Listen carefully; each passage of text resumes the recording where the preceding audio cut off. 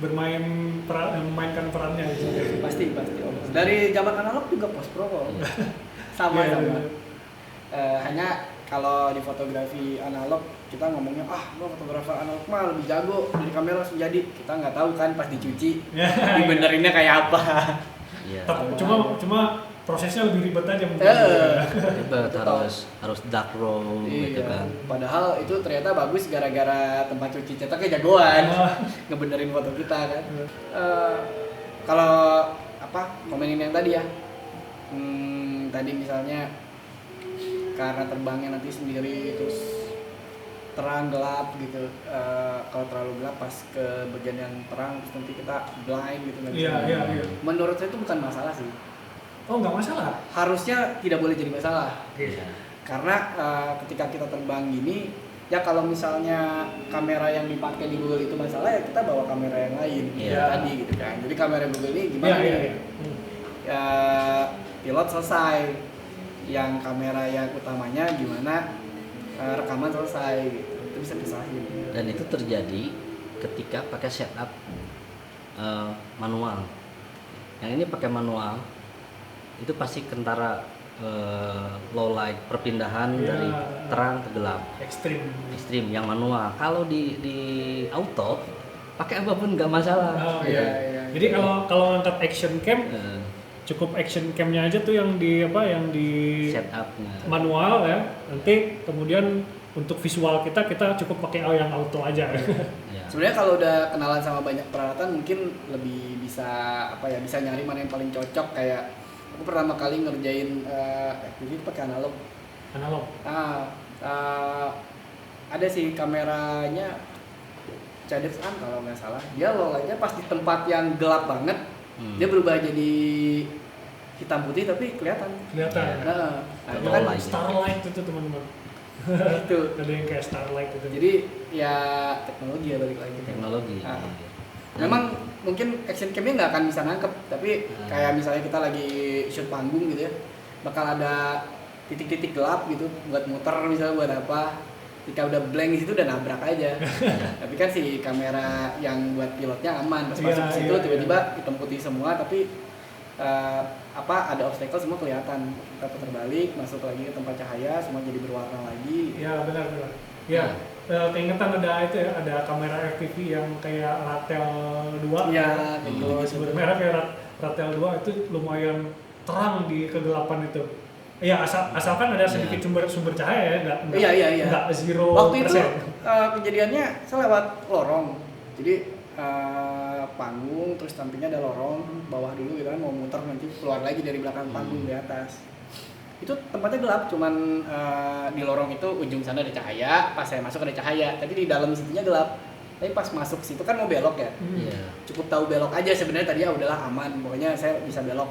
Ternyata kelihatan loh, pas masuk itu pas gelap, aman gitu. Walaupun yang sumber cahaya jadi over banget putih gitu ya, arah putih aja nanti berubah lagi. Gitu. Tapi kalau ngomongin fotografi gitu, kayak sekarang mah ya mungkin emang eranya kali ya, teknologinya juga udah canggih, kita pakai ISO agak tinggi aman, terus continuous light juga udah ada yang LED, jadi nggak perlu watt yang gede banget gitu, terang banget tapi aman gitu. Mau ngomongin ARRI yang bagus atau aperture ya oke lah, dua-duanya aman gitu dan nggak flash gitu kan. Jadi mau fotografi juga nggak perlu bawa itu tadi nggak perlu bawa trigger. Cuman ada destruktifnya itu adalah framing. Ya. Framing kita vertikal gitu kan. Bukan tidak menerima. Jadi kenapa harus landscape? Kenapa logo dulu ngambil kamera begini gitu kalau videografi gitu kan. Jadi kalau yang tren sekarang videografi potret vertikal gitu kan. Itu sebenarnya ya tidak cukup naratif kalau di videografi, film sinematografi, sinema lah ya. Kalau fotografi ya luas, bisa vertikal, bisa horizon gitu kan. Nah, yang jadi tren sekarang tuh mendobrak sebenarnya revolusi. Tidak ada yang salah, yaitu yang banyak ini nggak mungkin bikin film konsep vertikal. Tanda kutipnya adalah sinematografi. Ya kalau kebutuhannya untuk di handphone itu juaranya di situ, dapat detailingnya. Yang bahayanya semua teknologi berlomba-lomba untuk mendapatkan itu gitu kan. Betul. Yang main kamera full frame aja dibalikin ya om ya. Iya. Gitu kan. Bahkan sekarang ada itu ya panorama vertikal ya, yang di stitch berapa gambar atau 9 gambar ya. Depan ya. Bawah ya. Ini kayaknya menarik jadi bahasan yang lain deh. Karena sekarang kan udah ada kayak website atau aplikasi penyedia film yang memang filmnya vertikal ya kan? Benar. Gitu. Namanya Shortmax salah satunya. Loh, kok ada film ini ternyata bukan film yang dipotong, memang vertikal. Vertikal dari awal pembuatannya kan. Terus kita diarahin untuk download aplikasi. Karena kebutuhannya adalah di gadget, nggak mungkin di CGI atau di cinema. Di kebutuhan big screen nggak mungkin. Nanti layarnya tetap begini kan, nanti jadi gini kayak gini. Ini black out gitu, walaupun kameranya 4K dan sebagainya. Itu secara teknisnya. Ini ngeri ya teman-teman ya, perubahan ini karena format yang dibakukan oleh media yaitu vertikal itu membuat teknologi itu merubah fiturnya gitu. Beberapa di antaranya tadi ada yang panorama vertikal ya. Kemudian ada sensor yang diperbesar sekarang jadi 8:7 ya. Itu karena dia pengen ngejar di dalam vertikal itu bisa selebar mungkin gitu. Nah, kemudian juga ada yang true vertikal nanti, macam-macam lah. Kalaupun nggak ada itu ada yang pakai frame guide vertikal ya. Kalau nggak salah ada yang pakai frame guide vertikal tuh di DJI.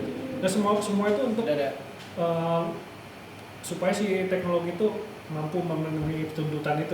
Itu obrolan lain sih. Karena dari era analog fotografi pun konten foto nih, kalau kita ngomongin foto culture, konten foto vernacular nih, yang maksudnya yang biasa dipakai oleh orang-orang itu mengikuti teknologinya. Pas eranya fotografi pakai DSLR orang banyak di sini, jadi high level. Pas lagi TLR itu banyaknya di dada, karena begini ya. Nah gitu. Zaman DSLR balik lagi ke atas. Tapi zaman sekarang mirrorless, wah udah kemana-mana karena layarnya bisa ditekuk-tekuk, ya termasuk ini pas bisa diputer-puter atau media buat melihatnya gitu.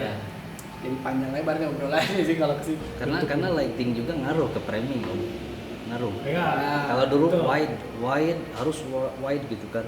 Terus muncul era-era zaman action cam, ada kamera yang kayak Insta dan sebagainya. Terus sekarang muncul semua serba vertikal. Itu lighting juga ngaruh di situ, sudut pandangnya. Nggak harus selalu wide horizon. Menggambarkan, menangkap kedalaman, keluasan. Sekarang vertikal aja juga udah. Benar. Ini kan lightingnya gitu kan. Harus ya, kalau dulu kita fokus sama setengah badan ke atas, karena vertikal mau nggak mau kaki harus terang. Nih pertanyaan terakhir nih om, yaitu tentang golden hour. Nah kebetulan ini teman-teman, saya bawa buku ini ya, Master of Drone Photography. Di dalamnya itu ada pakar-pakar ada banyak pakar drone fotografi teman-teman. Dan hampir semuanya itu menyarankan bagi landscaper video landscaper udara untuk nge-shoot di golden hour. Nah, teman-teman. Nah, yang menarik nih, hampir semuanya mereka menyarankan kita nge-shoot di golden hour fotografi, tapi ya nggak tahu kalau videografi. Nah, kenapa sih golden hour ini jadi sangat spesial di fotografi udara ya khususnya? Nah, gimana om pendapat om?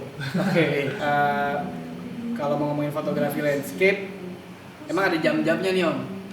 Kalau misalnya kita ngomongin golden hour di matahari terbit, apalagi peaknya matahari tenggelam sebenarnya,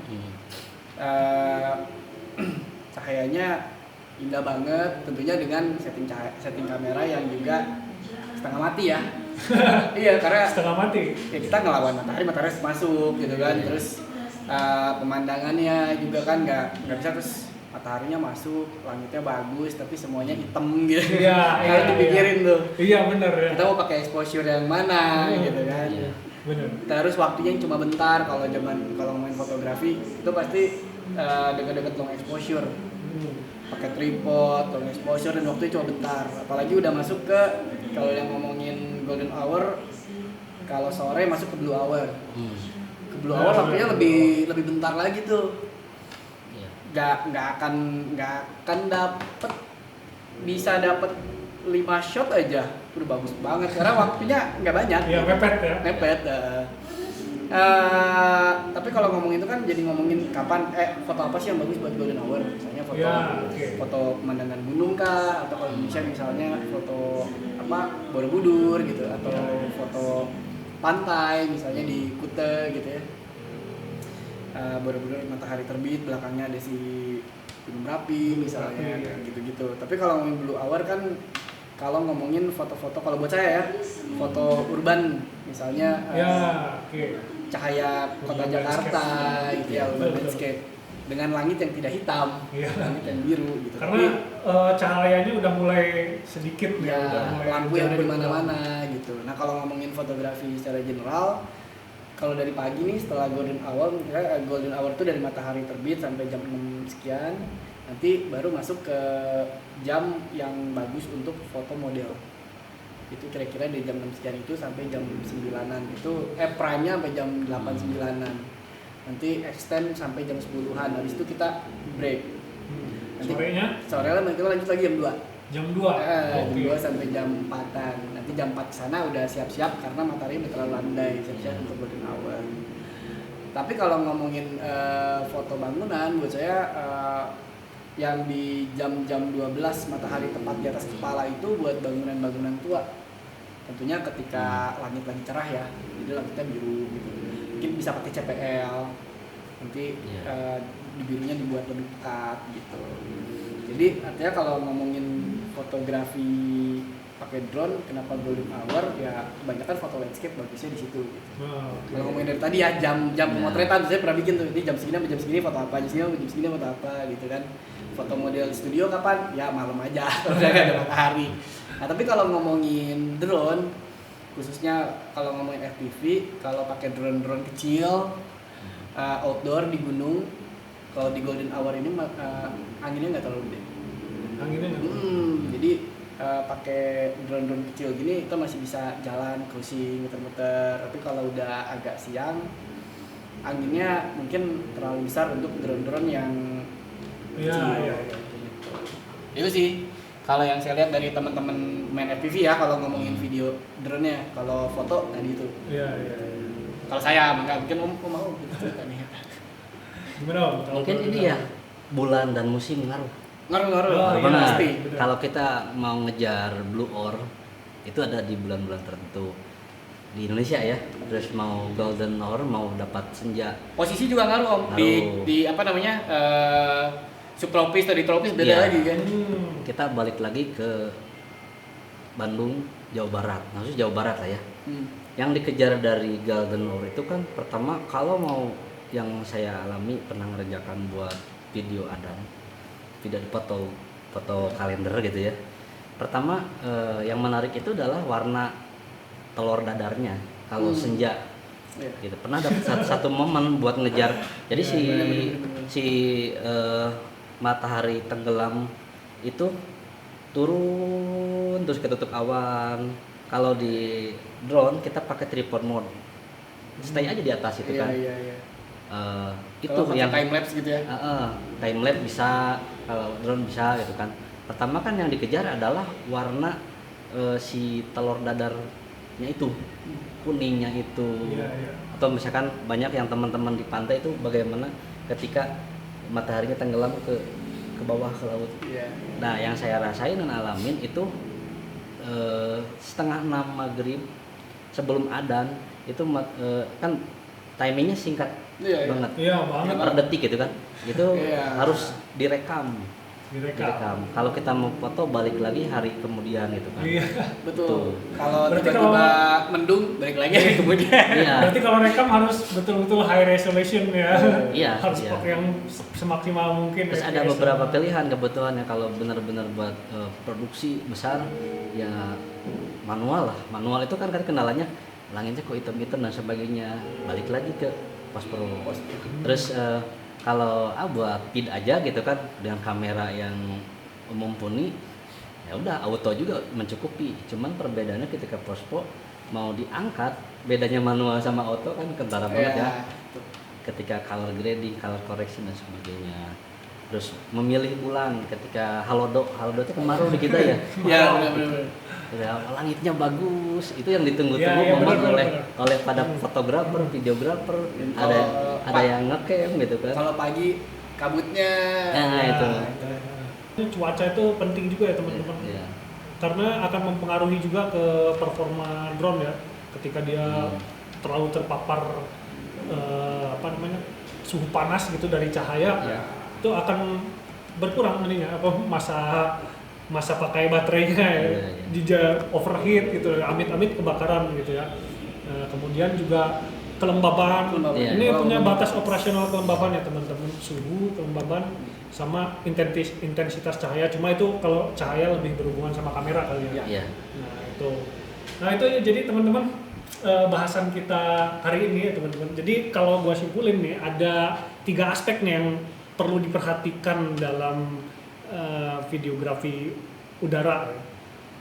Enggak 3 apa 2 ya? Coba. Yang pertama itu soal exposure-nya teman-teman. Nah, soal exposure, kemudian kedua ketersediaan cahaya di alamnya. Dan yang ketiga itu soal post pro-nya. Nah, itu dia kira-kira teman-teman, sebenarnya masih banyak hal tentang lighting di video udara ini yang ingin kita tanyain ya ke Om Hu. Tapi berhubung kita harus masuk ke sesi berikutnya, kita cukupkan dulu sampai sini. Ketemu lagi di sesi berikutnya ya teman-teman. Makasih atas partisipasinya. Assalamualaikum warahmatullahi wabarakatuh.